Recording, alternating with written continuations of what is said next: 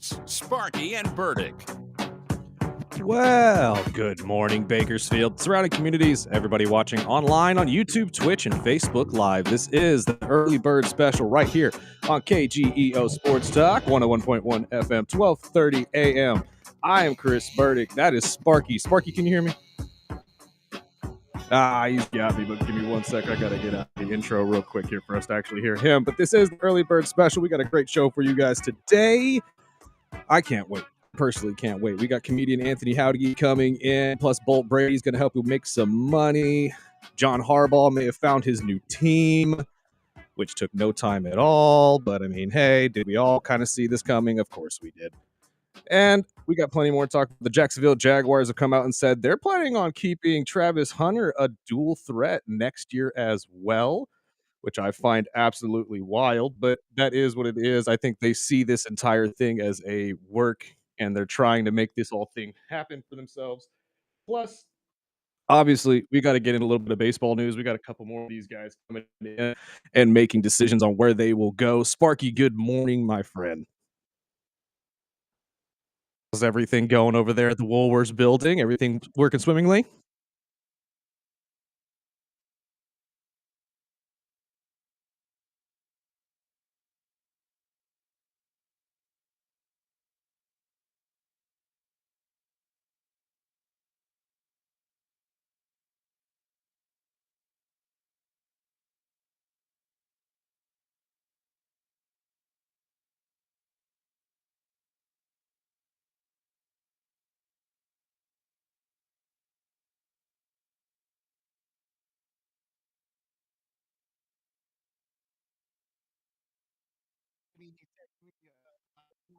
Saying he's ready to vent, about his cheeseheads getting knocked out.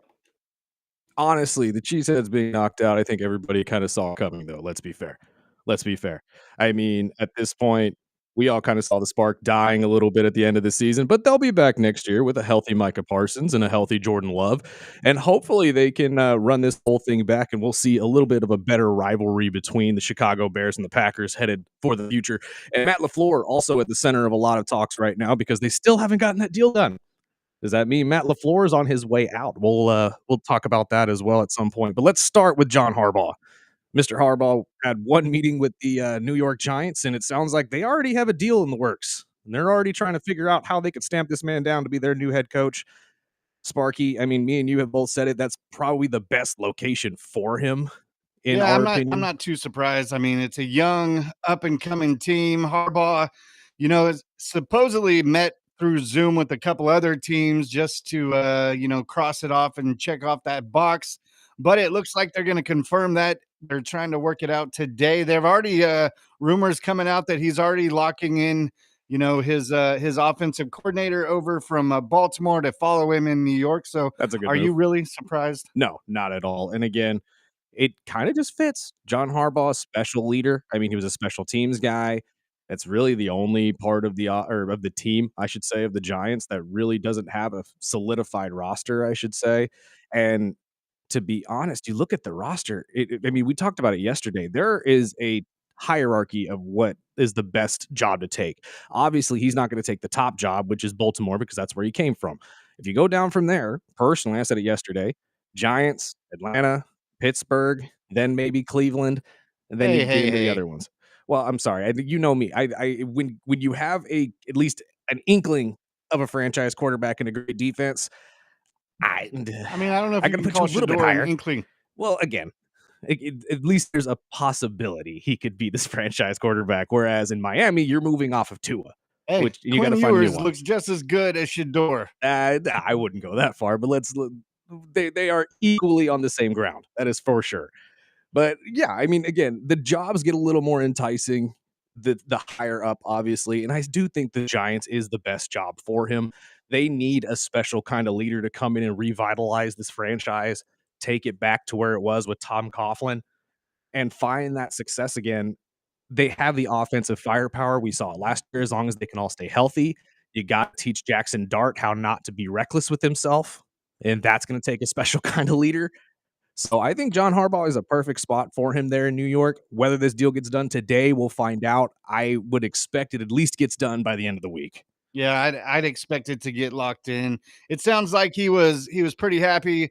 The management over in New York, I mean, not the big news was in the beginning when he was released that he wanted full control. He wanted, it looks like they kept their GM. So a lot of people had crossed out New York as the opportunity that Harbaugh would take that job. It looks like the meeting went well. Management says Jackson Dart was on site and was in the interviews with him. They took the tour. They had dinner together, and everyone seems to be happy. But the one good thing I think, I mean, the more I read into it, me and you have been talking about the young talent on the defensive side, and everyone remembers Harbaugh on the defense, the Baltimore Right. tough defense when they won the title. But surprisingly, they were saying that he has a lot of critiques to this Giants defense and thinks he can clean it up. Well, they did make mistakes a lot. I mean, let's be honest. They lost ball games because the defense let up points. It's not like that's a mistake to anybody or a secret to anybody, I should say. So, yeah, there are things that you can fix, but that's kind of the beauty of this roster is it is all raw talent that somebody just needs to come in and mold. If you can find the right coach to come in and, well, like I said earlier, just lead this team in a way that's able to put it all together, I'm not going to say they're going to make a run next year, especially in the sophomore seasons of Cam Scadaboo coming off that ugly injury and Jackson Dart sophomore year, which I would expect a lot of these NFL teams to kind of figure out an easier way to play him. Plus, Neighbors coming off of the injury he's coming off of. It's going to be a rough going for the Giants for maybe a year or two, but I wouldn't be surprised if he cleans this up in a 2-year span and we see the Giants at least competing with the Eagles for the NFC East title because they really are that close. I think they are, as long as they can stay healthy. And I would expect, Harbaugh to add, probably another offensive weapon and just really build on that offensive line and defensive line. I couldn't agree more. And the defensive line led by Brian Burr, I mean, that's a great building block to start with. That guy, I mean, I was ecstatic when Carolina Panthers decided we're going to move away and trade him away and try to get some draft capital. I said, yes, please. Just like Cam Jordan and the Saints, please get him out of there. My quarterbacks are tired of seeing him in the backfield. Please get him out of there. And honestly, he's going to be the best building block for John Harbaugh to start with. In my personal opinion, if you want to start a great defense, you have to start with the front seven or at least the front four. If they can't get to the quarterback, your corners aren't going to be able to cover forever. And quarterbacks are smart these days. They know how to beat you with their mind, not just their arm. And with coaches looking for intricate ways to get unique every single day, it's just going to make it harder and harder and harder for these guys to beat any type of offense, or rather, I'm sorry, any kind of defense that can get to the quarterback and just disrupt that ability. So once you say the Harbaugh is official, he's wearing the Giants gear. Now, do we get a long line of these coaches being hired in I would say in the next week? I don't think so. Only because I think a lot of the big head coaching prospects are still coaching right now in the playoffs. I think people are going to wait out for Robert Saleh. I think people are going to wait for Kubiak. I think you're going to get a lot of these teams that are going to make a lot of interviews, sure, but they're probably not going to make a lot of decisions until they can talk to those coaches as well. And in terms of teams like Atlanta, they still have to figure out their GM first. I personally think they are going to go that route and figure out from top down. They got Matt Ryan in the seat now. He's going to be finding a GM that's going to help him find the right coach. So, Well, you brought up Saleh. I mean, Saleh is already scheduled to meet with the Ravens and the Titans right. Sunday, a day after their playoff game. Right. And they're not allowed to actually do the meetings till the 19th.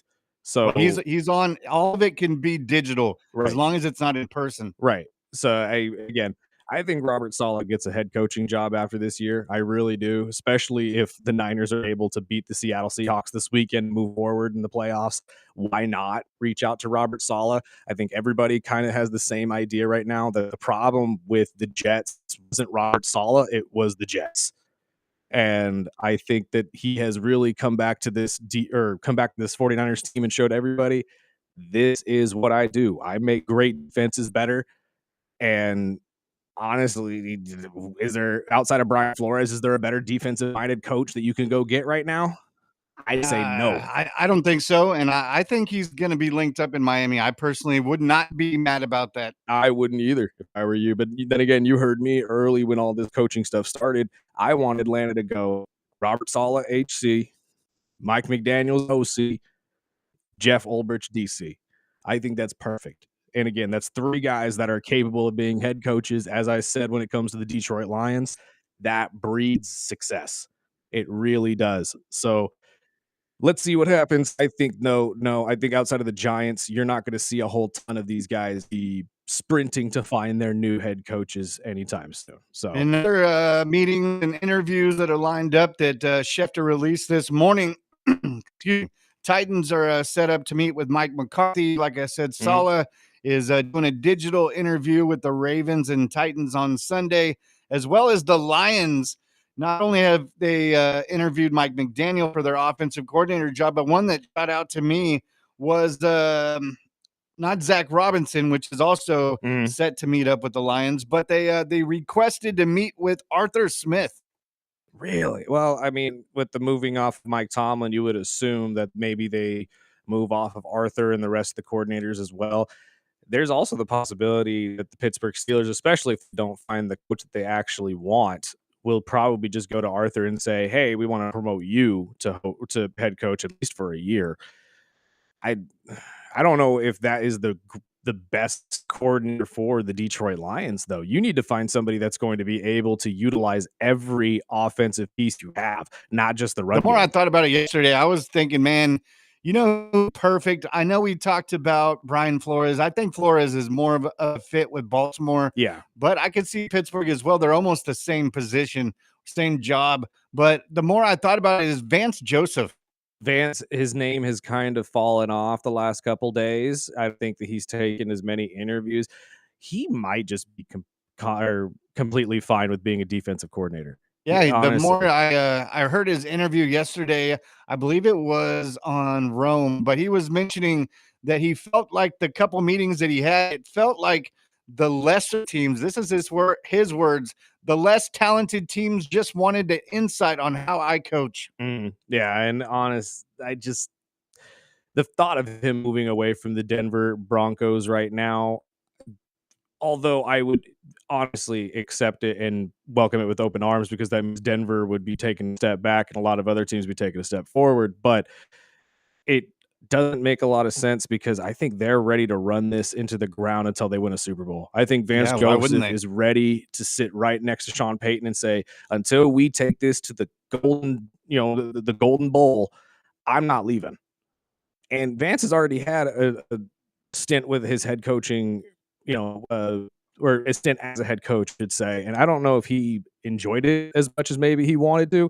So maybe he's taking it slow, like an Eric Bieniemy kind of a situation, and finding the perfect solution for him in order for this to actually work. No, that's a perfect mention. That's exactly what I was thinking. But these coaching, these are big coaching vacancies right now. I mean, Vance Joseph, if he sits on it, which I totally understand, being a defensive coordinator, how he has been able to bring his attitude into that defense, plus coaching under Sean Payton. I don't know if there's a better job out there. Well, but this season, I mean, jobs like Pittsburgh and Baltimore, they don't come around very often. No, they don't. And I think that's what everybody keeps highlighting, is the fact that you're talking about two franchises that are just ingrained in success. Like, there's always successful seasons and long tenure.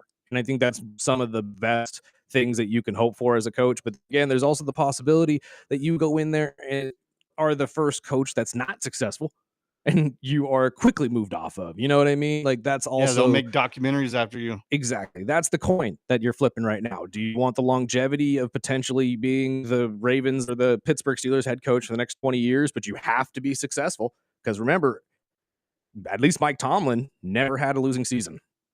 Never. So if you continue that trend, then you should be fine. But are you good enough to not have a losing season against the AFC North every single year? And trust me, those fans will let you know. Oh, yes, they will. And I've heard a lot of people say, oh, we'll be okay with one bad year. No, you won't. No, you won't. Let's be honest.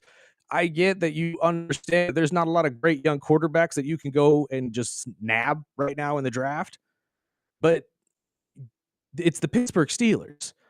every single Pittsburgh Steelers fan I know is expecting wins, especially playoff wins at this point, because that's why you guys were so up in arms and wanted Tomlin moved off of, because he wasn't winning playoff games. So if he's not winning playoff games and someone comes in and is not winning playoff games, you're not just going to be okay with that. You're going to want somebody else. So, yeah, and I'd expect, like you said, I expect these Ravens, the Steelers, those type of positions. I think they're going to take their time. You know, they'll interview several people. But I also, I mean, to circle around, I also thought Harbaugh was going to have a couple of meetings before he just decided. But maybe that Giants job, maybe they just, showed him what they have, and he sees a good fit. That's a big city, a big market. And I know Giant fans, they were reaching to me about Mike McDaniel, but who would have known that they're going to be able to get somebody like Harbaugh? I think at this point, it's kind of like the draft. Everybody's just kind of hoping that coach is just bad for that team. It can come over to Where's your Mel team Kiper? and be the guy. Exactly. But at this point, I think John, who did have initial talks with all the other teams that wanted him, so he did sit down at least virtually and talk to Atlanta and Tennessee, and I believe Cleveland and all these other teams that probably reached out. I think the Giants just rolled out the Ben Johnson treatment. And what I mean by that is, if you guys remember last year when the Chicago Bears had just signed Ben Johnson as their new head coach, they did a whole welcoming party for him and the family. They put it up on the screens, welcome Ben Johnson, new head coach of the Bears, blah blah. Then we got that Had video signed on the freeway. Exactly. We got that video of him inside the facility saying this is exactly where we want to be, and I know where we are, but this is exactly where we want to be. That's probably what they made John feel. They said, dude, there's nobody, there's no city, there's nothing that's gonna want you like we do. And this is the city of New York. Yeah, it's coast to coast now. You got a Harbaugh in LA and now a Harbaugh going to New York. Right. And honestly, I wouldn't be surprised if Jim had something to do with this. Yeah, Because I Jim know he would come out and mentioned say, his original comments after he got laid off is, man, I just hope he goes to the NFC. right. And honestly, I think that's just because they want another shot at playing each other in a Super Bowl. Because that did Harbaugh happen. Bowl. Don't forget, that happened already. It happened with I the don't need Niners that. in Baltimore. We could potentially see it again. Just, Giants and Chargers. Ugh. Let's take a break. We'll get to some of these other stories. I want to get to this Jacksonville Jaguars situation. The GM has come out and said they're still going to plan to play Travis Hunter both ways next season. I mean, I thought the injury this year would have thwarted that thought, but honestly, it's their choice and Travis' choice. And if he believes that he can do it, then I'm all for it. But I'm just going to get Sparky's thoughts on the other end, because personally, I think this is burning the candle on both ends. But this is the early bird special right here on KGEO Sports Talk. Call or text into the early bird special at 661-42.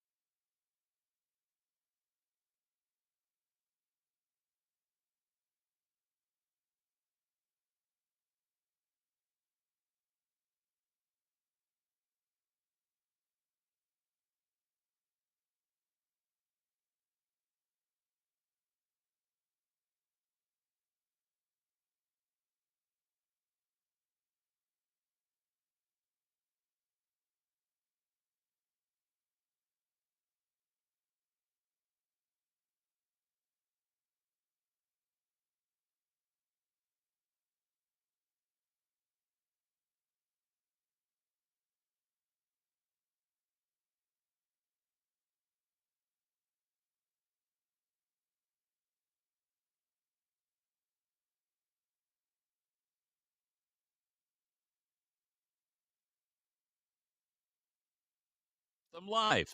Plus, tons of bonus content. Now, back to Spark and Burdick.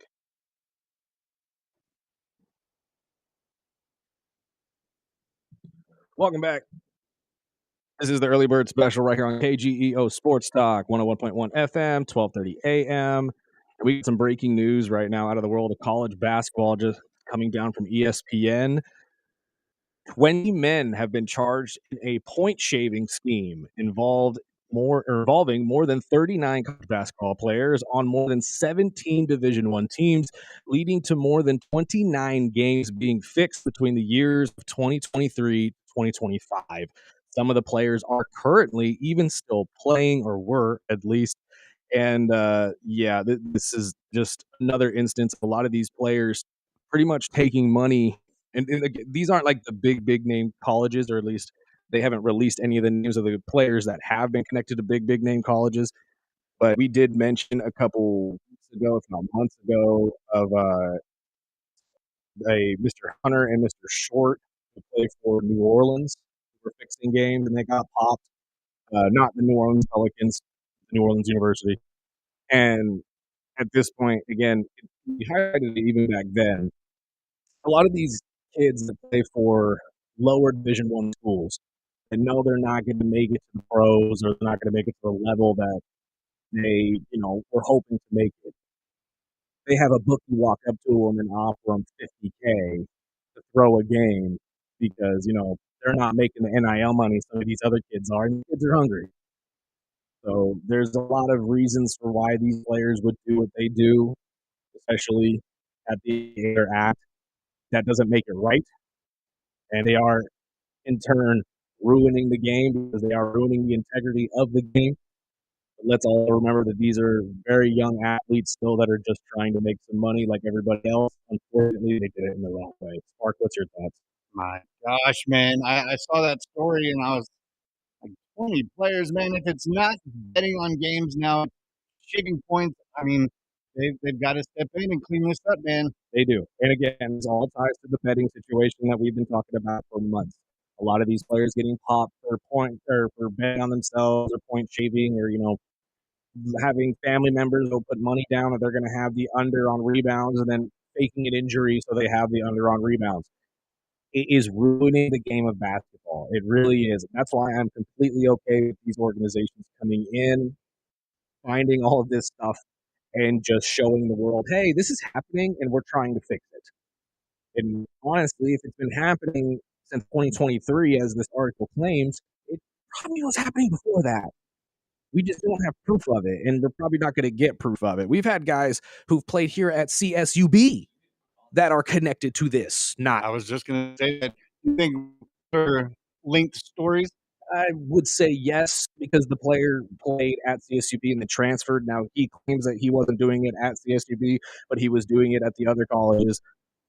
Well, either way, you're guilty, brother. Yeah, and again, that's the biggest part of it is when he came out, and I think on television. I'm pretty sure he was on a TV show. I can't remember which one it was, but it was one of the morning shows and said, but yeah, we just they looked at a television screen or a television camera and said, yeah, me and my teammates used to shave points all the time, money on the side, and didn't think anything.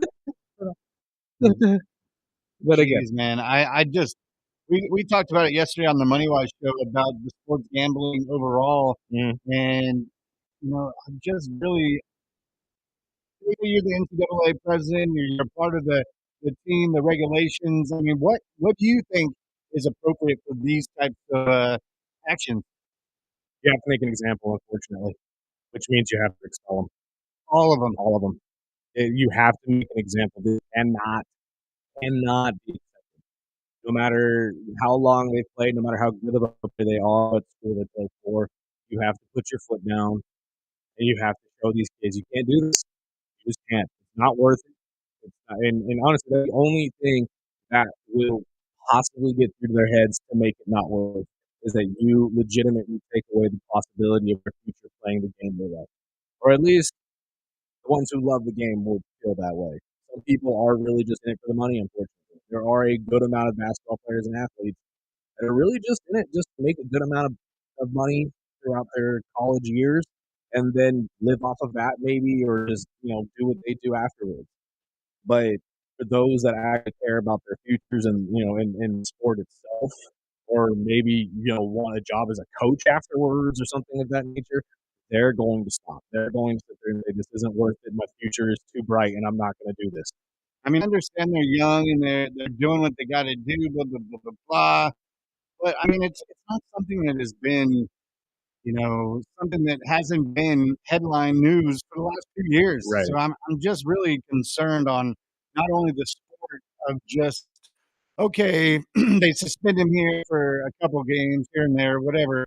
But we're seeing it in all sports. Every single one. Basketball just seems to be the one getting popped the most right now. But I have to agree. Like, and again, I have to highlight this though. The people who are listening to us right now are cursing out these kids, saying, "Oh, these idiots! No, how can they do that?" I understand where you're coming from, but I also understand where they're coming from. Okay, you have to take into account this isn't Brandon Miller at Alabama. You know what I mean? This isn't big name player. This isn't Boozer Jr. in Duke that's doing this. This is the kid from New Orleans University. Does anybody know what the mascot is for New Orleans? I do, Nope. but do anybody else do? No, because you don't listen or watch New Orleans University. You know how much money they have in NIL? Probably about as much as we do here at CSUB. Which Not means a lot of these kids right now aren't getting paid the money that you hear. Yes, the Trinidad Chamblises and whatnot of the football world are getting paid millions upon millions of dollars. That doesn't mean Joe Blow on the bench of the basketball team is getting paid that much. And when Yeah, they it's not like the back in the day where they could just sell weed in the backseat of their car. and again, not that that's right either, but yes, Hey, it's not taking integrity out of a basketball game. no, it's not. But at the same time, it's just they're doing what they need to do to make money so they can survive as college students. And when any college student, I don't care who it is, you can walk up to CSUB's campus right now with 50 G's in your pocket, look at any one of them and say, "Do this for me," and they'll stand on their head. Are you kidding? A college kid's never seen 50 G's in their life, or at least a normal one hasn't. So yeah, most of these kids are going to take that money and run because they think, "Oh, this is a quick payday for me, and I don't have to worry about it. I can actually afford my books. I can afford my classes this semester and next semester. Fantastic." That's what they're thinking, or some of them are at least. Maybe they could test out open mics. Maybe. I mean, at this point, the ones But that are yeah, getting it's busted a for this tough need a new story. career. I mean, I don't know how I can see, expelling them and suspending them for a season, blah, blah. But we're talking about 20 plus players. Right. And honestly, how many of them have scholarships? How many of them are getting paid by the college to just go play basketball there? You know what I mean? Like that's what I want to know is how many of these kids actually have connections to money itself within the college. But again, I think you have to set an example. You have to at least remove all of these players from their teams if they haven't been removed already.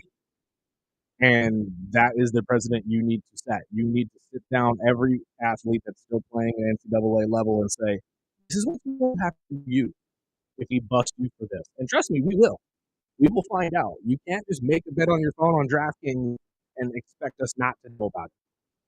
So if you set that precedent now, if you tell every college athlete that this is how you will be used, or how this will be assessed, I promise you it will at least be stamped down to a point. There's still going to be guys who are ballsy enough to do it. You're not going to be able to stop everybody, but you're going to the vast majority of them. And I ask you guys, I mean, if you're a sports gambler, I have an opposite question. I tried to download DraftKings the other day because I wanted to make some profit for these playoff games.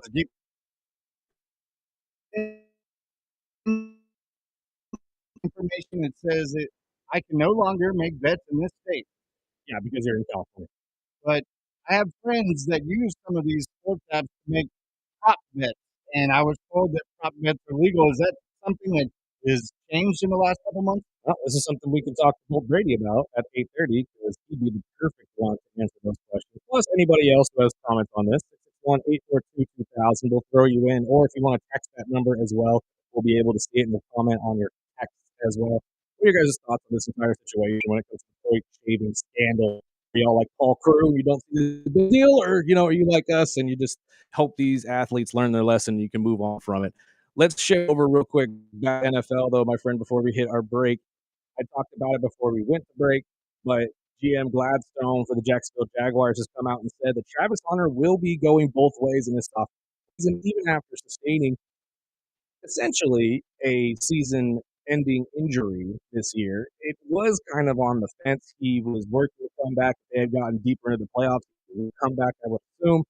But at this point, he did have a pretty serious injury. They're still planning on him going both ways next season, though. Do you think this is a good idea? I think he could do it. I mean, this team, when I was thinking about it when he got drafted, I was like, man, you don't have a lot of talent on that team. You might want to kick it back, to slow it down a little bit, let him get used to the higher speed of the game and from the professional side of it. But Right. personally, I think, I'm more of a defensive guy. I figured he would be, full-time corner and then maybe throw him into some packages. And it was actually the opposite. I think after dealing with this injury, I think, and that team is a lot better than I expected personally. So he's dealing with an LCL injury in his right knee. And those CLs are really, really rough to deal with. And not only that, if you've ever had that injury, you work it so hard on that right side, it usually makes the left side weaker. Exactly. And that's what concerns me. I said this when he came into the season. You're burning the candle on both ends. Your body does not have time to adequately rest. And the older you get, the more time you need to actually bounce back from a lot of these things. So I don't think it's actually a smart idea for them to do this and continue doing this. I think because, again, if we see him go down with another serious injury next season, say he tears his ACL, are you going to take responsibility for that? Because clearly you're wanting to run him into the ground. And again, I know a lot of people are like, oh, he's got the ability, he can do it.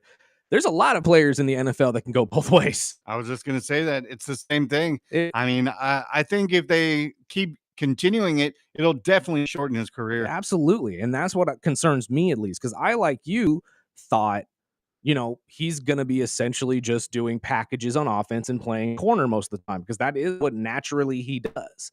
And it fits. But Cohen, being an offensive-minded guy, went the opposite direction. And maybe it was because at the beginning of the season, they were saying they were doing it more to sharpen his skills as a wide receiver. So maybe they're trying to round him out a little bit more. But you just run the risk of a very, very serious injury next season. And then what do? You just wasted 2 years of this guy's career and stunted his growth as a player, because I don't know a lot of players that have, or at least corners and wide receivers, that have been able to adequately come back from an LCL situation and an ACL situation and potentially an MCL. Because again, there's all of this stuff that's getting worked on right now. And like you just said, Spark, he's probably babying one side of his body, which means the other side's going to be weaker. And that's just going to breed more possibility for him to get injured even worse.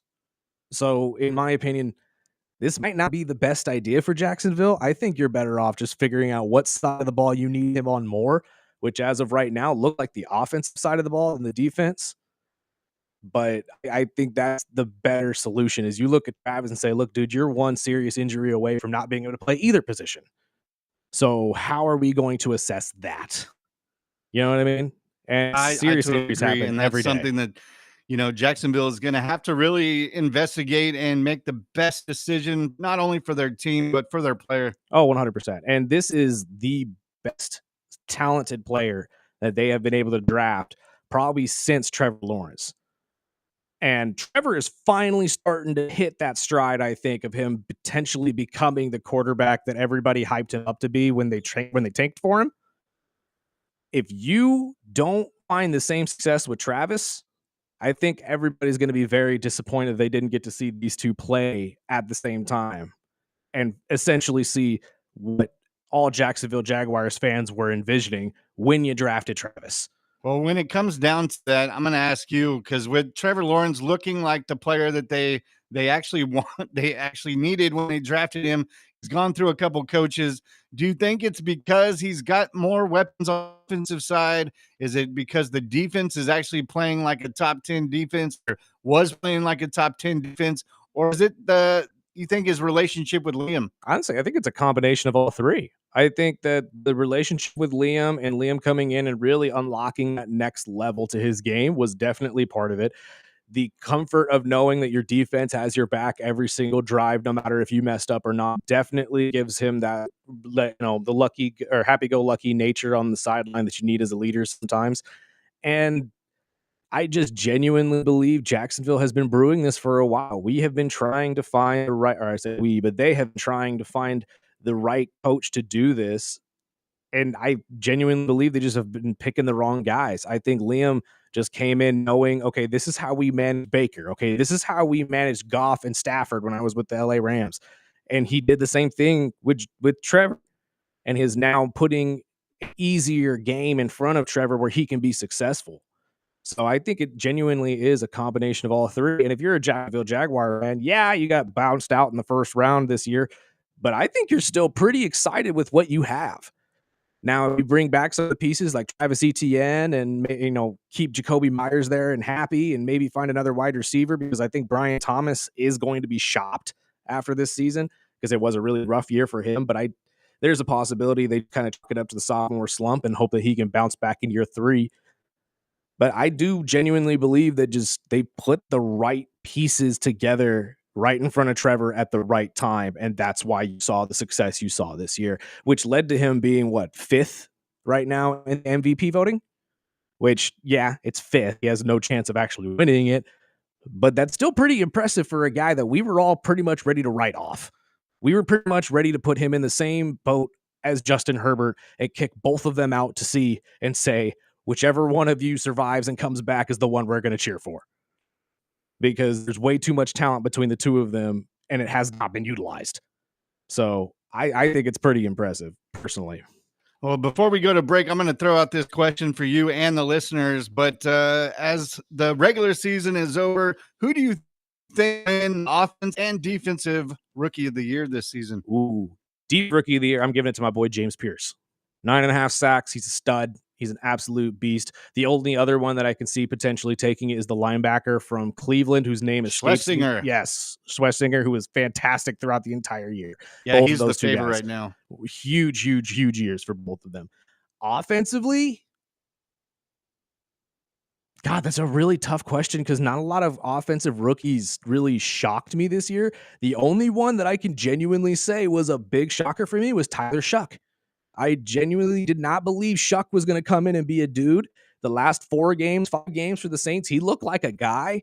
And for him to do that at the end of the season for a Saints team that was pretty much ready to just hang it up after halfway through the season, that is great on him. I don't think there was another rookie. Well, I guess Jackson Dart, you could probably make an argument for. But I think if you put those two side by side, there's a good argument you could say Tyler Shuck kind of looked better than Jackson at certain points in the season. Well, I'm glad you said that because I was waiting to see if you would even bring up Tyler. But no, Tyler and Dart are on the Vegas odds right now. They're mentioned, but they aren't high up there. The number 1 right now is McMillan, the wide receiver from Carolina. And I was surprised that I didn't hear more about Trevion Henderson in New England. Yeah, okay. Trevion Henderson definitely needs some love, but let's also remember that it took him half the season to even get on the field because for some reason he wasn't winning. Yeah, Stevenson was winning people over, and he still does. That running game in New England. I'm sorry, sidebar here, but can we all just admit that running game in New England is not only revitalized, but it's kind of funny to watch because scary, dude. And I personally, watching Stevenson, I was like, man, I hope they cut him this offseason. Dude, I'm sitting here thinking if Stevenson could fix the fumble situation that he has, he's a stud, but he has no breakaway ability at all. And then Trevion has all the breakaway ability in the world. It's funny to watch both of them go back and forth because it really is the true scat back, power back combo. And I love watching it. But going back to the offensive rookies, I apologize. I mean, Ted McMillan definitely deserves a nod. I think that he looked very, very impressive for Carolina and honestly was probably one of the biggest reasons they won most of those games. So that's a fair point, but I don't know. Maybe it's just me being a homer for the quarterback sometimes, but Tyler Shuck and Jackson Dart, I think, were bigger impacts for their team than Ted McMillan was. Yeah, and I think it was Shuck was the second half of the season. Dart was the first half of the season. You know, if Scatterbo would have stayed healthy, it would have been a runaway with it. But Trevion Henderson, again, the second part of the season. He lit it up. So I think that's why McMillan is favored right now, just because he played most of the season. Yeah, no, I think I was just thinking that as you said that out loud was, well, yeah, one of them had the first half, one had the second. Tet had the whole season. So, yeah, that's probably the best argument you can make for Tet McMillan to win the Rookie of the Year. And he honestly does deserve it. He's a stud wide receiver. The NFC South has done a great job at finding these guys and just making them dudes between Tet McMillan, Drake London, Mike Evans. Honestly, the other one that we're not mentioning is Ibuka from Tampa Bay, who again, first half of the season. Yeah, if he kept that up, he would have been a runaway for the offensive Rookie of the Year. But yeah, no, that's a very fair point. The fact that Tet McMillan did it all year long is probably the defining factor of why he's going to win Rookie of the Year. So let's take a break real quick. We'll get to some of these other stories on the other side. This is the Early Bird Special right here on KGEO Sports Talk. Stay connected with the Early Bird Special by finding us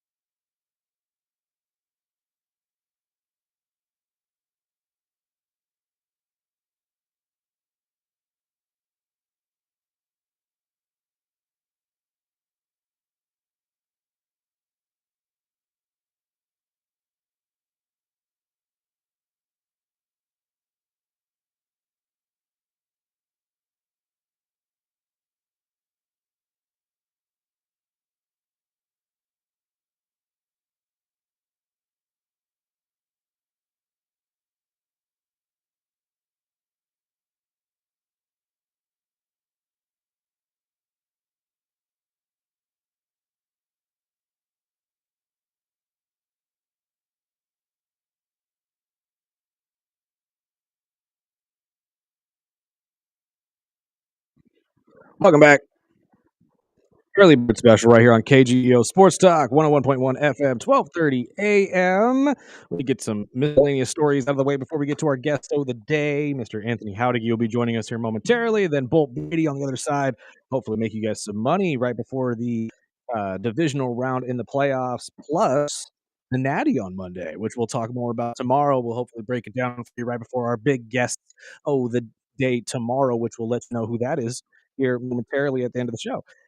Sparky, there's been a short list of names that have been released for the College Football Hall of Fame this season, including Mark Ingram and Ndamukong Suh and Aaron Donald. Three names that NFL fans know very, very well, as they dominated their professional careers as well, some better than others.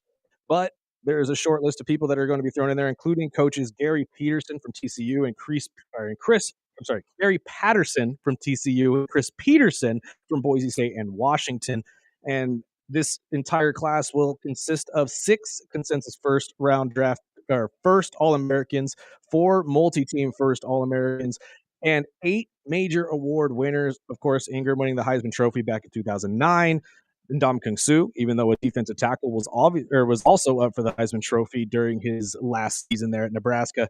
And Aaron Donald, the guy from Pitt, turning into pretty much the greatest defensive player of this entire generation. What are your thoughts on this, my friend? All well-deserving in my eyes. Oh yeah, well deserved, and really going down the list, the Marvin Harrisons, the Chris Peterson, Sue and Darnold. It's just awesome that they're being inducted at the same time. But I was I forgot all about it that Mark Ingram was the first Heisman winner out of Alabama. That shook me, but yes, Mark I had Ingram to double check. I was like, what? Well, again, because everybody only remembers the recent years of Alabama, the Nick Saban years, when they've been the dominant force that they are. No one remembers the years where Alabama was much like Indiana, one of the worst losing organizations in the NCAA before Nick Saban got there and turned the entire thing around. And you know what's funny? That could have been Kent State. He has said it many, many times, but Coach Saban wanted the Kent State job before he went to Alabama. Could you imagine Kent State right now being the football dominance? Like, that is incredible to me that he would have chosen State over somebody like Alabama. But then again, we're talking about Alabama now compared to what it was then. So, but I agree with you. Seeing Ndamukong Suh, Mark, and Aaron going in at the same time is absolutely incredible. I can't wait to see what comes for the future years as well. And if anybody can really compare to this entire Hall of Fame class, because this is an incredibly star-studded one. And then the other big story out of college football that we have to talk about, we mentioned on the show on Monday, got a lot of grief for it as well, as people were texting in, calling us dumb because they transferred Dylan Raiola and said, oh, they moved off of Dante. Well, guess what? Looks like we were right again. Dante's not going anywhere. Dante Moore will be staying at the University of Oregon and will be competing for that starting spot. Personally, I think Dan Lanning probably already knows who his starting quarterback is going to be. Dylan Raiola more than likely will either be okay with being a backup for a year because he is a junior and he will have another year as a senior. So maybe he's okay with sitting behind Dante for a year, or he decommits from Oregon and finds a different school to go play for. We'll find out. That's a lot of money really to split between the two of them, if I'm being honest. But as I said on Monday, I think Dante, after watching his draft stock fall from potential first overall to now maybe second, third, or fourth, depending on who picks him, realized I could get more money if I do what the defensive line is doing. If all of us stay and run this back and win a Natty next year, and I beat potentially Arch Manning for a Heisman Trophy, I can get more money. But I sadly, I'm going to remind him that you still probably end up with the Jets. More than likely, which sucks for you. But who knows? Maybe Pittsburgh will be so bad next year that they end up getting a quarterback first overall. Who knows? Maybe he will be blessed by God that the Jets don't end up losing every single game next season, even though I am 95% positive that's going to end up being what happens. It really is. You can run, but you cannot hide. Not from the Jets. Not from their, what do you want to call this, a curse? I don't even know if it is a curse at this point. I think it's just what the Jets are. But yes, Dante Moore will be staying in Oregon, running it back with the Ducks, and potentially trying to win Natty next season in 2026. I'm not surprised, if I'm being honest. I'm really not. Me neither. After And in the next hour, we'll have Anthony Bolt and a big announcement on our guest coming on tomorrow. Absolutely. But until then, we got to take a break. Thank you guys for joining us, by the way. We really appreciate you. Text in 661-842-2000. We will get to your text messages as well on the other side of the break right after our guy Anthony Jauregui. This is the Early Bird Special right here on KGEO Sports Talk.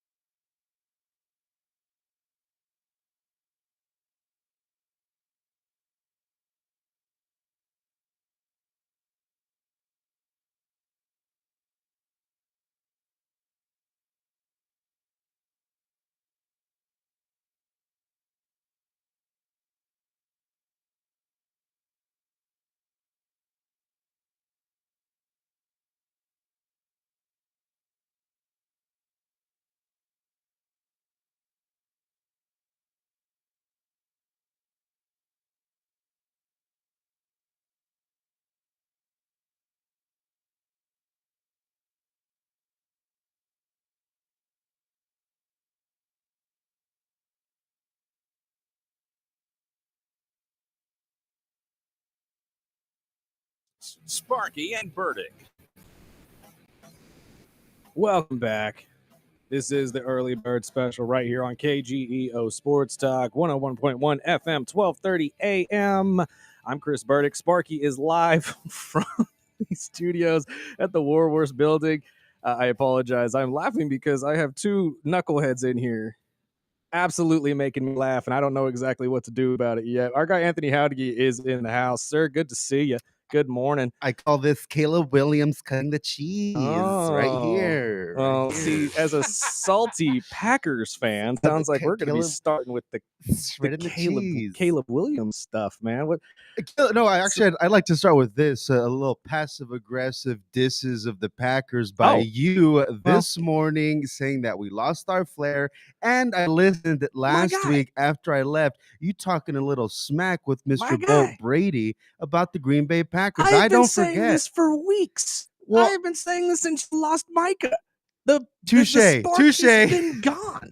the drive of we're the best team in the NFL. We're the team that is going to go undefeated.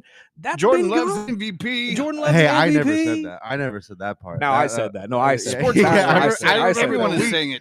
I remember the week that I came in, you said, I was like, huh? Yeah, dude, it was, look, man, again, sports are weird. Sports history is weird. It's all a big cycle. You guys had Aaron did it 27 or whatever. You had Favre do it at 27. It only made sense. Jordan's the next in line. He just got married. You know, for some reason, football players play better when they are becoming a dad or got married. So it just kind of lined up that way. But unfortunately for you guys, you lost the defense in 1 week. Yeah, week 15, I think it was. And actually, prior to that, we had lost our defensive tackle, Devontae Wyatt. So it was a thing that was building systemically. And I've stayed off of sports media, aside from your show, the past week to avoid any biased opinions I'd get from the fan base. Anything I speak today will be from my heart and from the voice of Anthony Jauregui and not Packers media. Okay, so what is your thought process? What happened then? What went down to make you guys fumble this game? I'm just sick and tired of the Green Bay Packers not being dogs, man. I'm tired of every other team around here having some dude on there with a felony conviction. He's assaulted somebody. He's gotten away with it. Some really gruesome human being that is an enforcer for the team. We ain't got that, dude. We got some dudes with husbands and wives. They have kids going to playgrounds. They want to be cool and take pictures with the other head coach at a basketball game and be chill. I didn't realize that Eberflus and Matt were sharing a foot-long hot dog on the sidelines of a college. Man, you got a bond somehow. Expensive. But you guys we understand from the WWE world that there's an image to uphold, and you have to create this sort of you have to create this illusion that there's I don't know, like you create an illusion. That's it. You know, I get it, because that's almost what me and Burke were saying about, you know, the rivalry. Because after the game, everyone was like, I've heard from Packer fans saying the same thing. He's like, we need some dogs, man. We need to be the aggressive type team, not the ones that after they lose, they're like, well, they were mean and they were soft. And I mean, so are you probably pretty much agreeing with what a lot of people are saying, is that the Packers are a little too soft? We've been soft for years, and we've been soft since I can remember, because Aaron is not a dog leader. He just kind of sit there and mopes, and Jordan Love grew up in that tree. He's from Bakersfield. I mean, we're all like, I guess, stoic or something, because he's not there. Hoorah, hoo. Don't blame it on the city now. Someone's got to be a scapegoat. You know, even I'm taking those subtle jabs at Bakersfield, like the media does Castaway. For the longest time, it just feels like we have the coach with the pretty eyebrows. You know, he misses challenges. Like, I don't know. I'm not saying we need to replace Matt LaFleur, but that's like I don't know. We need something like that. And also, every year, every playoff game, every time, and this is a Matt LaFleur thing, we have a different offensive line going into the first game of the playoffs as opposed to the start of the season. And it's because of design and his mentality of, hey, they should all be Swiss Army knives and they should all be able to move around. And look at what happened. Elton Jenkins was a Pro Bowl All-Pro guard. They moved him to he broke his ace, something happened, and he's out. And then we bring in another guy, and all of that is creating all this rotation in the offensive line, and you kill this dude's spirit. And then you have another our Jordan Morgan, who was our first round draft pick from last year. He comes in, he's injured, he goes from the left tackle to the right tackle to the center.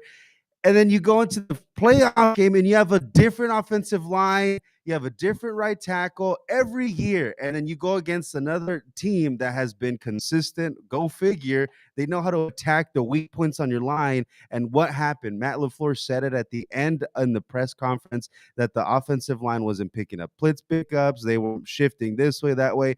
Maybe because you had a dude on right tackle that wasn't playing right tackle for a consistent amount all year.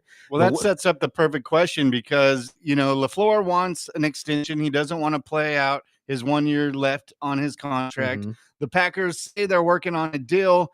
And this is a time where I believe teams are reaching out if they're interested in LaFleur. Miami Dolphins, who just signed their new GM from Green Bay. Mm-hmm. I mean, as a Packers fan, and just the long laundry list that you just listed, do you think it's time for Green Bay and LaFleur to just, walk their own ways? Honestly, now that I'm saying it out loud, every year has been the same issue in the playoffs. He's changing the offensive line. He's fumbling this. He's fumbling that. That doesn't signal to me that it can get better with him tomorrow, next year.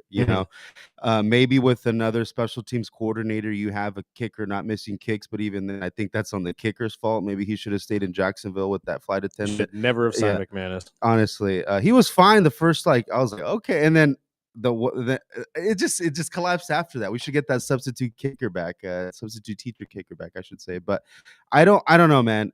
I'm so conflicted on if we get rid of Matt LaFleur, because who are we going to get to replace him? I don't know the coaching market right now. I'm almost looking at all the 9 head coaching opportunities now. I'm like, who are the people they're going to get? And you guys were mentioning Vance Joseph is going to stay, and I don't know, and people are calling for Jeff Hafley, our team's defensive coordinator, which is ridiculous because he was ASS at the end of the season. I mean, even without Micah Parsons, he didn't have a great season. Why would you want that? But then again, we picked up Matt LaFleur when Titans had the 23rd offensive year, and then I totally see the same thing, because I see all the people reaching out for the Dolphin defensive coordinator. I was like, please take him.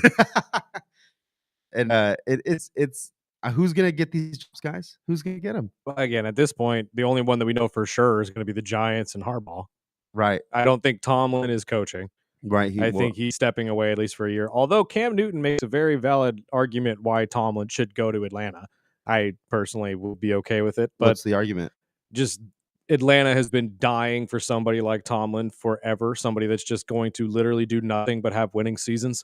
And if you can honestly have somebody in the NFC South that just has winning seasons every single year, it would be a runaway for you. Yeah, but it would be a cash cow. Yeah, it's a cash cow, and I guess you fall victim. You'd be 15 years from now, you'd be like me, a salty Packers fan that's been like, dude, what the heck is happening? They win, they're good, but what? And that's it. I want Here's something, the thing, dude. Tomlin with our offense and defense would look way better than he would with Pittsburgh's. Yeah, they do have Bijan. I mean, right? there's still another guy like McDermott that I still don't think he's safe if the Bills lose this weekend. That's entirely possible as well. He's like a Matt LaFleur-esque in that, they go to the playoffs sometimes, they're good, but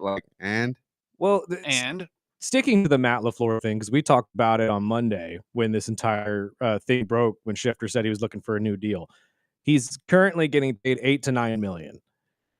He wants to be at least competitive with some of these newer coaches who probably make it about 12 to 13.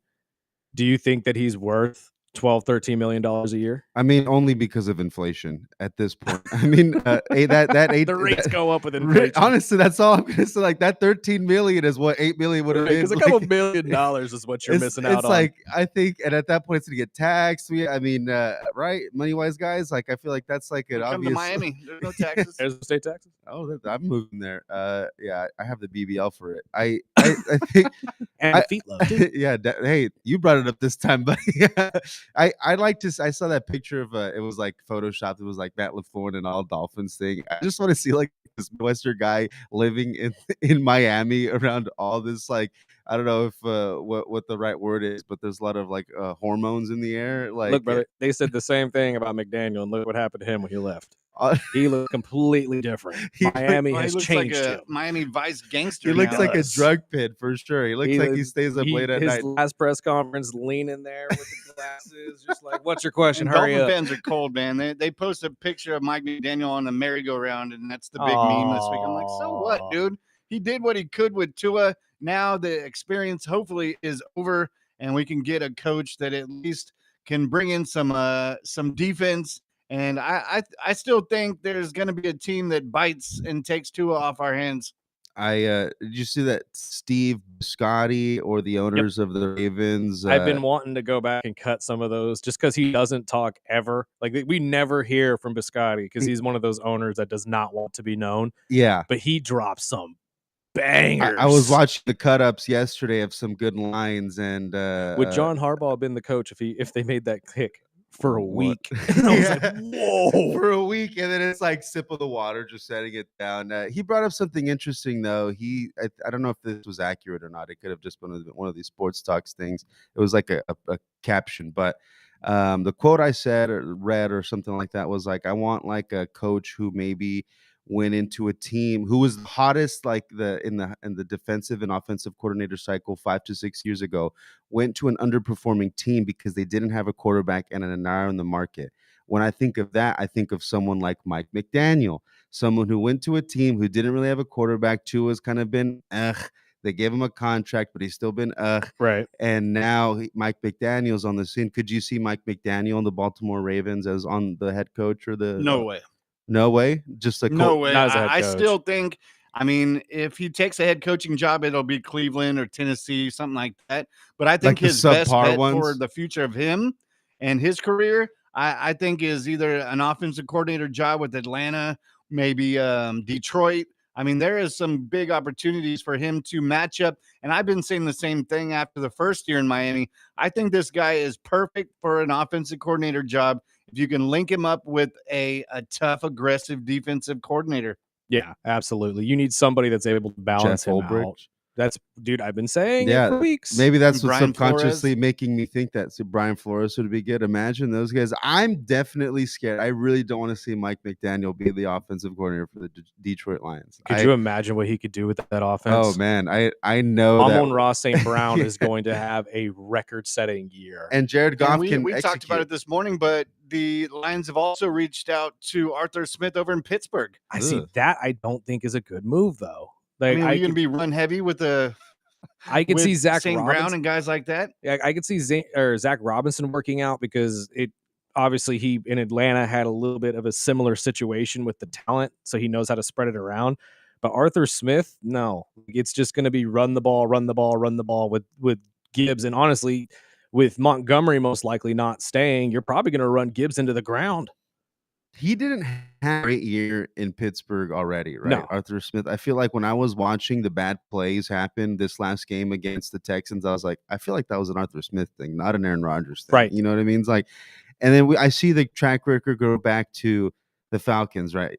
Obviously, it didn't work out well there. And where was he at before that? The Titans? Tennessee, he was the offensive I coordinator. just feel like everywhere this dude goes, it's just been kind of mid. Like, why would you want to interview him and bring him to your team aside from his cool mustache? He was big when they were the offensive coordinator, or when he was the offensive coordinator of Tennessee and they had Derrick Henry. And that was the years that they were running all over people.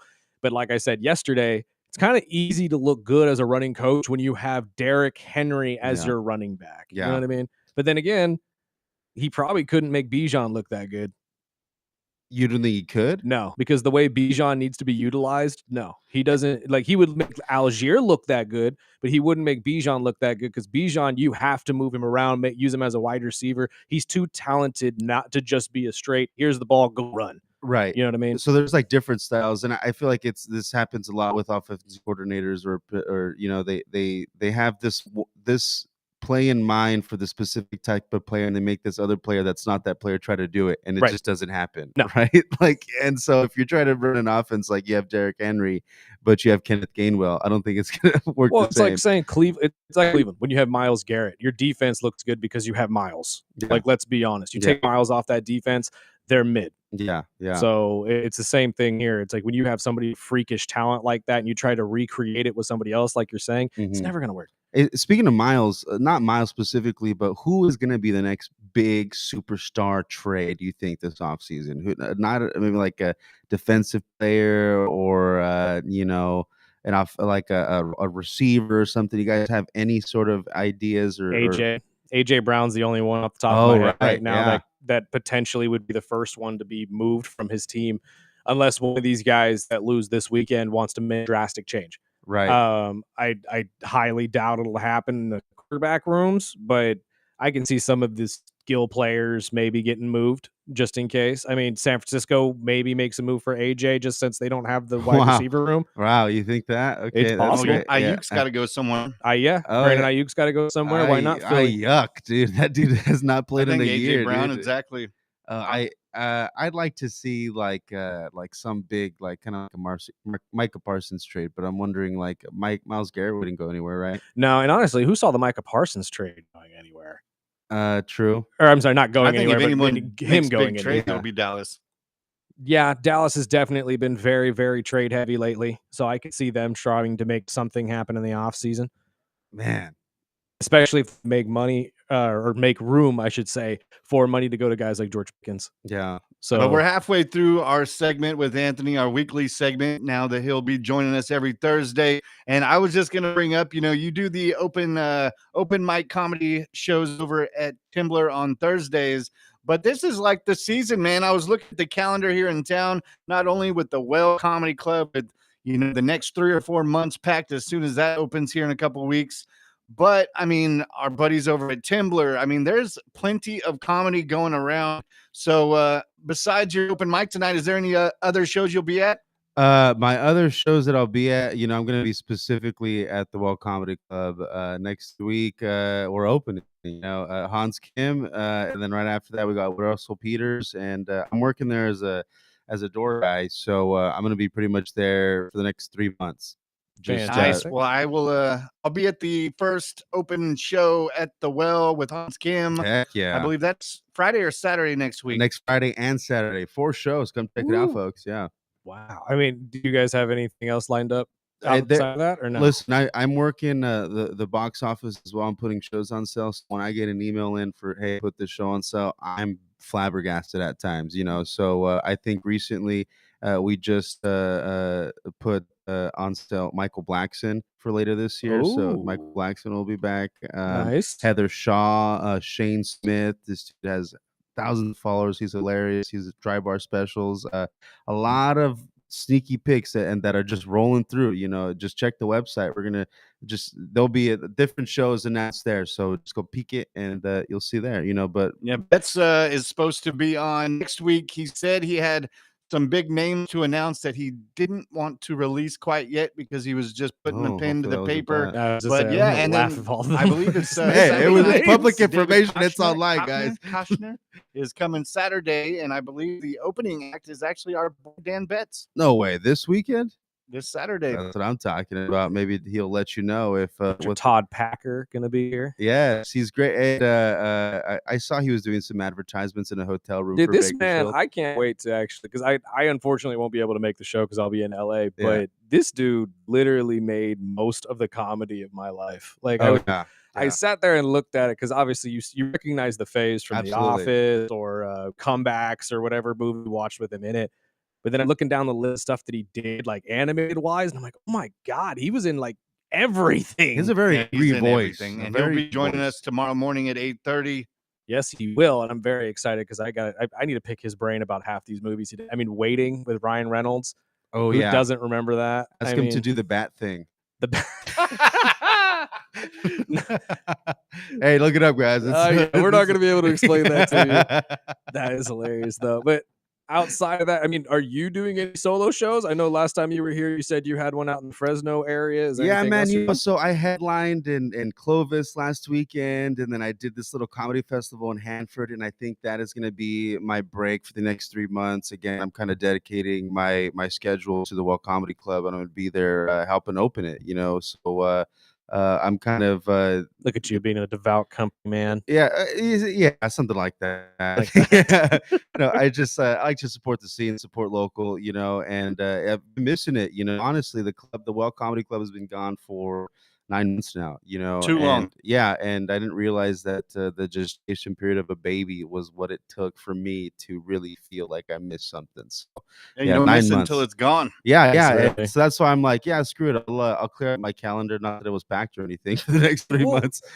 Talk about that real quick too, because Yeah. that's an interesting thought. Like, Mhm. what is your mindset going back into this? Do you think you're gonna have butterflies again now? This is a brand new location, and like, is there anything that like making you feel a little different about it? Can I be honest here? Like for me specifically, for my comedy feeling in my journey, I feel like last club I graduated high school or college there. I feel Mm. like I got my training in. I feel Exactly. like I'm ready to go take on new projects, new big things. And this club is going to be a new big thing. It's the same name, but there's a lot of changes, folks. So I'm looking at it now as like I'm a little more comfortable. I've got a lot of training in, and in this last year I've been finding my comedic voice, so I'm a lot more loose. I'm a Mm. lot less scared. I used to be so scared performing at the club or doing a 10-minute warning or doing a 5-minute guest spot because I thought people would see me already. They were judging me, or I felt like people just were like, oh, that's the door guy, he sucks. Like, and now all those thoughts probably will exist still, but I'm going to care a lot less. And I think Mm. with the caring a lot less, I'm going to be more comfortable and just a lot more loose. And I think that ultimately is going to have the butterflies kind of dwindle. So Mm. I'm excited comedically for this next journey that the city's taking, that the club's taking, Dan's taking, and then myself, and that all the different exposure I'm going to get being there, because exposure is just talking to people, performing with people, meeting people. So I'm excited, man. I'm kind of grateful, and because I know what it's like to not have a regular place to Right. perform at, and if the club wasn't around or if it was gone for good, I'd probably have to move out of here, and maybe that's the future, and it probably will be. But for now, I'm here. I'm dedicated. Well, it'd be on good terms when you leave. I Absolutely. appreciate Yes, that. And sir. for some of our listeners that weren't able to go to the Old Well Comedy Club, can you kind of paint a picture of what a new comedy visitor could expect at a show at the Well? At the new Well, so what a new comedy visitor can expect is if you took one of the most if you've ever been to a comedy club anywhere, like one of these established ones that are in other big cities.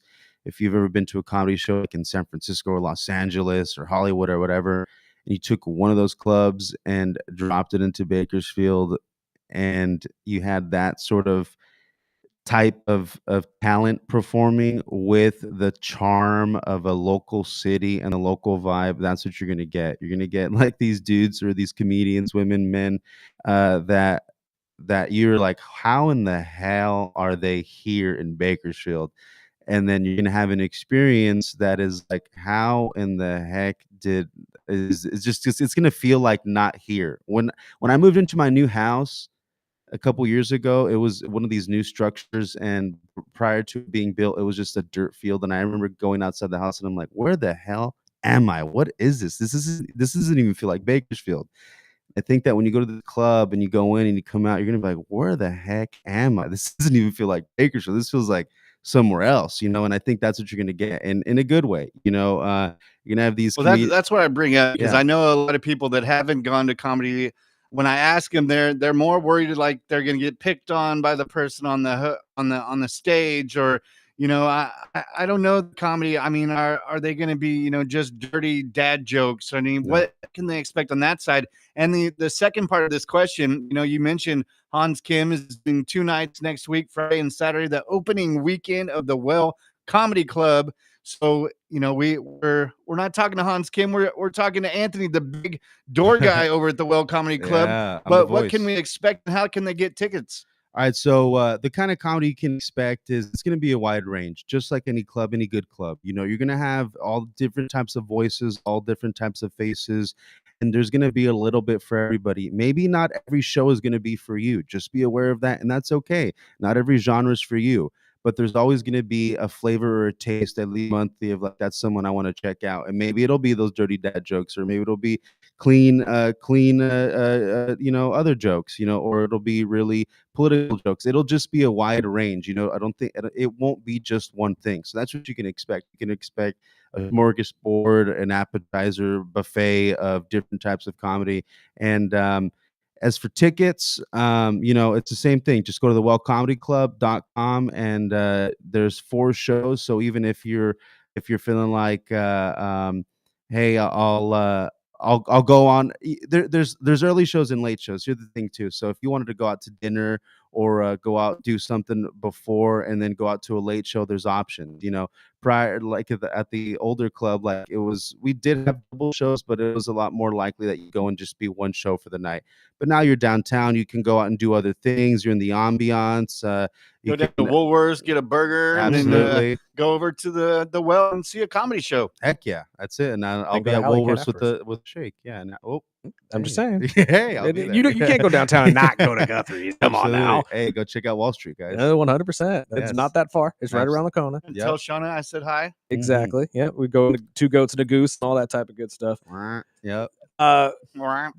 Real quick though, before we let you go, I have to end on this just because we talked about this earlier in the week, and obviously you have your own version of this. The need for rivalries in sports, especially professional sports, is super high. Excellent. Okay, I already know you and Dan got your whole thing going between the Packers and Bears, and you don't have to sit there and admit that because your Packers lost, now you have to work the next couple months for free. We get it. That's why you're working the door. 1 month. Yeah. But what are your thoughts on this? What were your thoughts on the handshake between Johnson and Matt LaFleur, at least the last 3, because they've all gone that way? And do you kind of like this? Do you kind of agree with me and Sparky that we need more rivalries like the Bears and Packers that genuinely just don't like each other? Yeah, so I'm really glad you brought this up because this was the second part of the first thing we literally talked about, which is our team being dogs. And I'm glad that we're going to end on this because I'm glad that, first off, that Ben Johnson looks like Dan Betts because now I call Dan Betts Ben Johnson. I'm glad I'm not the only one who thought that. I saw a video of him yesterday. And I was like, he kind of looks like Dan. You know what? I sent him that, and Dan sent me a picture with the shirt off, and I was like, "What the heck?" And then he sent me a picture of Ben Johnson. I'm like, I didn't need to see that, bro. Like, he's just like, are you comparing muscle structure? What's happening? Yeah, a white boy looks like another white boy. Ooh, okay, we all look the same now. Thanks. Hey, you said it, not me. No, but you know what? I'm gonna put myself in it as a fan. I don't like it because I like when Rodgers was like, "I own you. Yeah, I've always owned you." I was like, "Yeah, baby." Dude, that's part of the rivalry. Exactly. So I looked at that, and then I saw a comment the other day was like, "Your quarterback literally said he owned us when he was flipping us off, and our quarterback, what did he paints do? his nails and beats you like that." And then our coach says "F the Packers" in our locker room, and it's a big deal. And I'm like, I don't know, dude. Profanities in the McCaskey building, and I don't know, dude. Those are fighting words. I feel like LaFleur I feel like the whole team should just feel like utterly disrespected to another level that was broadcasted like that. Because all the smack talking, all the cheese grating is one thing, but you don't see like the Packers like riding bears or I do love the cheese grater hat. Yeah, dude, that shut is so up. good. No, you know, put that is together. so good. I'm gonna get a gun He's got shooting waiting a list for Falcon over hat. 50,000 people trying to order those. I'm gonna get a freaking a shark trap trapping a dolphin hat. That's what I'm gonna do. Oh my gosh. It's really, I don't like The it. salty. All of this though, objectively speaking, is good for the sporting. Yes, it is. Rivalry. So that's all I'm gonna Absolutely, say. 100%. So it's We will good. end on that, my friend. Yes, thank thank you you so guys. much for joining us. That's Anthony Jauregui, one of the best comedians here locally. You'll hear him every single Thursday here on the Early Go to Bird the Special. wellcomedyclub.com. Get your tickets for Hans Absolutely. Kim Tonight at Friday and 10, Saturday next week. Tonight at Tembler, the open mic, and did we ever say if there's any other solo shows that you got going on before the well opens? I'll be at Made You Laugh Mondays and the Well Comedy Club. Check me out. Fantastic. That's anywhere and every single Thursday right here on the Early Bird Special. We'll be talking to him about all of his salty Packersness. But let's take a break real quick. We got our guy Bolt Brady on the other side. We'll hopefully make you guys some money. This is the Early Bird Special right here on KGEO Sports Talk. Call or text into the Early Bird Special at 661-842-2000.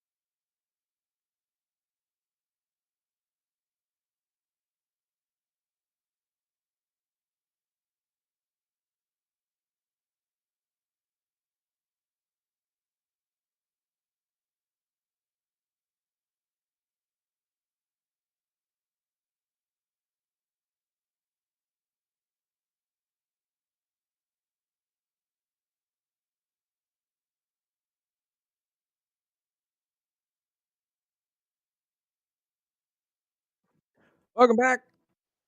Early Bird Special right here on KGEO Sports Talk, 101.1 FM, 12:30 a.m. And it's time to talk to our guy, Bolt Brady and his bro at the Believe Network. Hope you guys make some money as we got the Natty on Monday. We got NFL Divisional Week this weekend. Sir, good morning. Good to hear from you. Good morning, fellas. So, real quick, before we get to your picks, I have to take your mind about this whole PGA Live situation that's going on right now. Yes. Brooks Koepka coming back. But did you hear the amount of money that he's going to have to potentially pay in penalties? Was it $5 million to charity? Well, $5 million to charity, but that's just the start. Well, he could potentially lose up to $50 to $85 million if, depending on how good he does this season with the PGA. He's not allowed to take any of the $100 million surplus of the end of the year tournament. He's not eligible to win on most major tournaments. Like, he's going to lose a lot of money. So he's basically playing for free this year, but then also he hadn't been playing very well anyway. So I'm not sure if he would have won that much money. That's a very fair statement, especially coming from, I guess, an organization that plays a whole day less than the PGA does too. So I would assume that Stamina's come into this at some point. But what are your thoughts on the other three, Bryson DeChambeau, Cam Smith, and John Rahm, deciding to stay at least to play out the rest of their contracts? Yeah, well, I'm glad to see there's a little loyalty to contracts these days because typically that doesn't happen. And then Dustin Johnson actually re-upped for another 2 years too. So I thought that was very interesting. I personally thought these guys, the PGA gave them an open door to come back. I think it's like February 1st. And I think now they're going to say, hey, guys, who else wants to come back in? But yeah, it doesn't seem like anyone else is going to. And a side question before we get into the picks, this breaking news story coming out of ESPN of the 20 players, 20 plus players that are now getting investigated for shaving points. Oh, wow, I didn't see that. Is it in college or pro? College basketball, yeah. It's a lot of D1 basketball players that got popped for point shaving in the last 2 years. Currently, this stretches back to 2023. Wow. Well, I'm going to definitely have to hop on your guys' website and check that out. But, we kind of touched on this in the past, and I know a lot of people think, oh, this is what gambling's doing. No, actually, now we have the ability to actually catch these people because you can't tell me that people haven't been doing it up until this point, That's exactly what I said. Just because these kids are getting popped in 2023 doesn't mean every other team back, since this started hasn't been doing something similar. Right. So, I don't know. I also have highlight because I did this when we talked about this, but these kids are still young, and a lot of the kids that are getting popped for this aren't the ones that are making ridiculous money in NIL deals. So they're just getting offered stupid amounts of cash as college kids, which I think most people can understand a college kid saying yes to a $50,000 bribe. You know what I mean? Right. Yeah. Just now that hopefully people will think about it now and stop doing that. Exactly. That's what I said as well. Let's get to your picks though this weekend. Obviously, we have the NFL Divisional round. Is there anything you're looking at specifically? Oh yeah, there's a few games there. I think the Niners are not getting enough props here. Actually, Brock is 4-0 straight up and against the spread in Seattle. Wow. For some reason he's good on the road against the NFC West. He's 7-1. The Niners have actually won 11 consecutive wild card and divisional games. They kind of turn it on when they get to the playoffs. I like the Niners plus 7.5. That's interesting. The 12th man really doesn't rattle him then, huh? Well, I guess the 12th man, yeah, that's not as effective as it used to be. I think that kind of left almost when Wilson left. And what do you make of this whole theory that's going around now that the Niners are having these injury-prone problems because their practice facility is right next to a PG&E plant? Well, I think that's a little silly. I mean, I'm no expert when it comes to that, but I have been saying for years following the Niners that someone needs to look into the way they're training or what's going on. It's weird. It is just, and you can't sit there and tell me it's not a coincidence. I mean, I think it might be the way that they're being trained in the off season. Yeah, I mean, it could just be like a Lane Kiffin at USC thing. Maybe they're going too hard at certain times. I don't know, but I keep hearing this theory, and I'm like, you know what? That sounds about as reasonable as everything else I can think of. So, right, yeah, but it has been a problem for years now. Oh yeah, and it's at this point it's a curse. But anything else you got for us for the weekend? I do. There's a couple more here in the NFL. I think that, when I first looked at the Bears-Rams game, the first thing I did was I checked out the weather, and I was like, ooh, it's going to be a little chilly, about 16 degrees. And the Rams are actually only 2-7 straight up in games under 40 degrees since 2016. It was the first thing I said to my brother. I know Stafford, started his career playing in cold weather, but this is actually going to be the coldest game of his career. When you live in LA for most of your life, the last few years, and you travel to 16 degrees, it's not going to be fun. I like the Bears plus the points there. Sparky said it earlier this week, LA teams don't play well in the cold.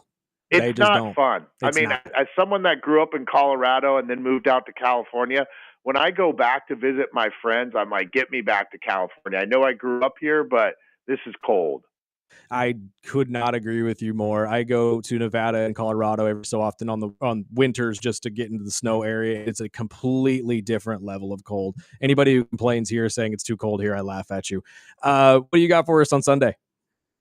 So then I like Josh Allen and the Bills.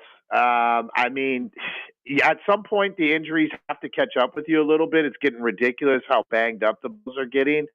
But, once again, the Broncos won 11 games by one score this year, which is an NFL record. I think it's going to catch up with them. Big Josh is going to prevail here. Do you think if it's anywhere close, though, Denver might be able to squeak this out? The only reason I think they could squeak it out, well, first of all, they've got incredible home field advantage. Yes. The fans there do an incredible job. If the Bills' injuries do catch up with them a little bit, that's the only reason. But Josh is Superman. He's the best guy in the playoffs right now, so he's going to be a tough one to beat. I agree. And what do you feel about this Patriots-Houston game? That's the one game that I don't feel very confident because I like the Texans' defense and I like the coaching of Vrabel, but everything else is up in the air for me with both teams. Yeah. And before we get away from the NFL, we had a listener that texted in and asked about a player prop, asking about James Cook in 68.5 yards this weekend. Whew. Well, Denver's run defense is pretty good, but since I do like the Bills in this, I do think that they're going to actually have a good time moving the ball. So I'd go over there. Okay, that honestly might be a safe bet, especially after they just took on the Jacksonville defense, which is absolutely stout on the run. But my final question for you, obviously, we got the Natty on Monday, Indy against Miami. Does Miami keep the trophy down there in Miami, or do the Hoosiers finally win one? Well, see, I think you bring up a good point. I'm not sure enough people are touching on that. It's a home game, right? They're talking about Indiana's fans travel really well, which I'm sure they will. But when that line first came out, I looked at it, and it was 7.5, and it took me back. I was like, wow, that's a lot of points. I thought it'd probably be around 4.5, and then it jumped up to 8.5 where it is now. And I like Miami plus the points here. If you look at their last 4 games before the playoffs, they outscored their opponents 151-41. And they do have a common opponent here in Ohio State, right? The Big Ten Championship, which was played in Indiana. Indiana won 13-10. So it was basically a home game. And then Miami beat them 24-10. And I think Ole Miss and Ohio State was and Texas A&M at home, which is a much tougher path. Yes. Plus the home game here. Give me Miami and the points and let's see what happens. So you saying that kind of goes hand in hand with another text question we had, which was, what is a better play in the national championship? The over of 47.5 or that 8.5 spread that you just mentioned? Yeah, I like the 8.5. Miami's defense, they actually led the nation in sacks with 47, and they only give up 2.9 yards per carry. Both these defenses are pretty legit. Yes. I like Miami and the points there. Honestly, the defense of Indiana, I think, is their best kept secret. It is so much fun to watch them play. And Pond, the last 2 games in a row, has been just all over the place. So if he can get to Carson Beck, I think Indiana could potentially walk out with a natty, but that's just my personal opinion. I also like Signetti a little bit better than Cristobal, but that's just me. Hey, I'm going with you, man. If that's the closest my city is going to get to a championship, I'll take it. Let's go you. But my last question, since last time we talked to you, Bolt, not only is Harbaugh gone, and it looks like it's close to a done deal with the Giants, but What is your thoughts with Tomlin? Wow. I think Tomlin, from what it sounds like, I think Tomlin was feeling underappreciated there by Yes. everyone. And so even though he never had a losing season, which is crazy, there's going to be a lot of teams that are going to take him. And I would agree with that. Seems like he does a pretty good job, but something had to change in Pittsburgh. And so I guess he felt it was time to step down. Is there anybody though that's good enough to really fill that void in your mind? Like, do you see Brian Flores coming in and being the coach for Pittsburgh for the next 20 years? Yeah, that's the thing, right? They've only had like 3 coaches forever. Yeah, since You 69. bring up a solid point there. Like we've talked in the past, is if you're going to get rid of the coach, who's coming in for him, right? Right. And so I think his shoes will definitely be hard to fill. I mean, never having a losing season, and with some of those quarterbacks that he had, Trubisky and some of those other Pickett and God, Mason Rudolph. Yeah, Rudolph, exactly. Right, And right. and he backed each and every one of them. He was never one of those guys that sat there and said, "Oh, I can't win with this guy." Like he would take anything the Rooney family threw to him. Exactly, and never never have a losing season. So his shoes are going to be tough to fill for sure. That's what I said. And then the other side of it, we talked about the Giants on being a interesting team with a vacancy at head coach, with the young team with Dart and Scatterbo and Malik Neighbors, and on top of what they've added to that defense. I mean, what do you think a Giants coached by Harbaugh team looks like? Well, he obviously does a really good job, and he's not going to take a job where he doesn't see talent. And I think those 3 names you just rattled off with the youth that they have, I think he's definitely going to be able to turn the program around. I agree. He's a special kind of leader, is what they usually refer to him as. And if there's anybody that can make that team look like the Tom Coughlin years, I feel like it's John Harbaugh. Yeah, I I really do. agree. So, my friend, thank you so much for your time. We really appreciate it. We will talk to you next week. Take care, fellas. Thank you, sir. And we will we will take a break real quick. This is the Early Bird Special right here on KGEO Sports Talk. The Early Bird Special is your new wake-up sports and entertainment show you needed. The Greg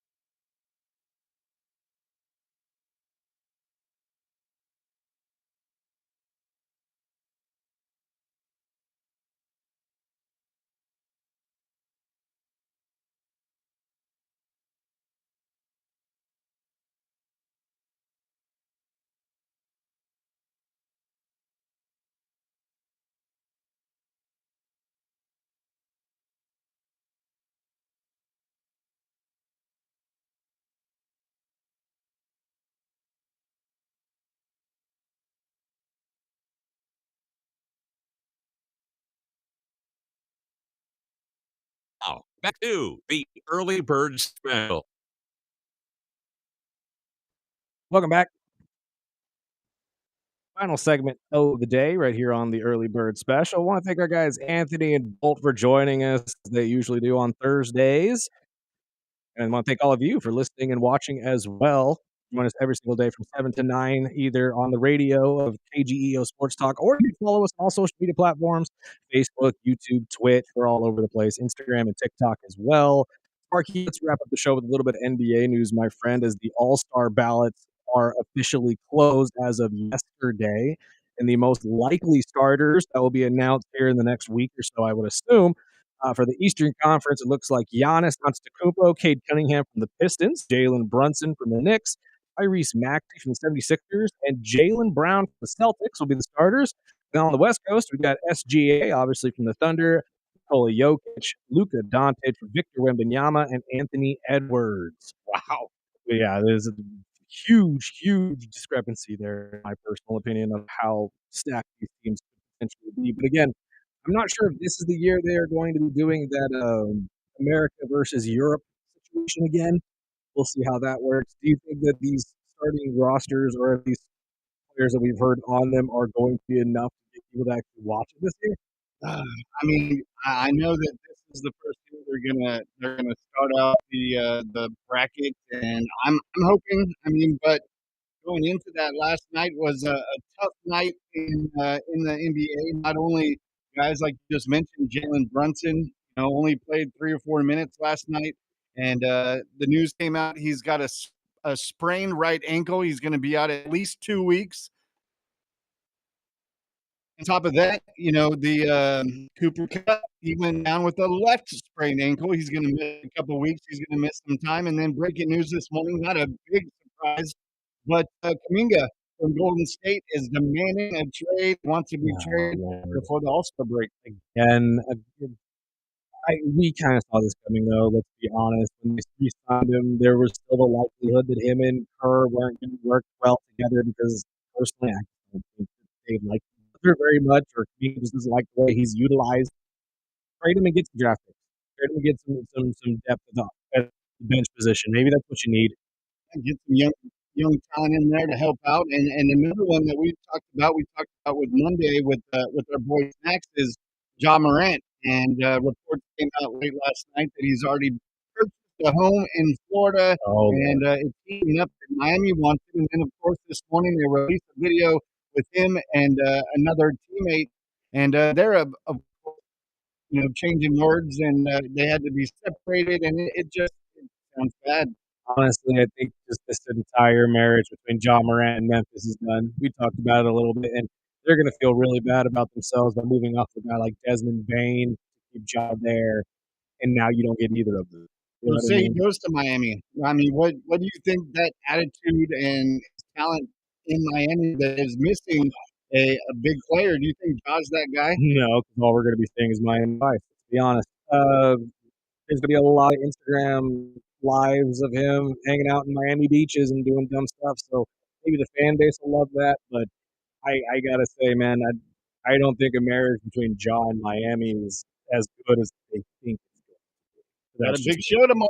Yes, we do. Join us tomorrow, 7 to 9. We got our guy Chris Flail, as always, coming in. But actor, comedian David Koishner also will be joining us via video before his show here at Temblor on Saturday. We're very excited to talk to him. Again, star of many movies. If you're a millennial, you watch them. The Wayne movie. Comebacks. I mean, there's a list of things. He was Rick in American Dad. I mean, this guy is hilarious. He's going to be a great guest. Can't wait to talk to him. But until then, we will see you guys tomorrow morning, 7 to 9 a.m. Sparky, let's get out of here.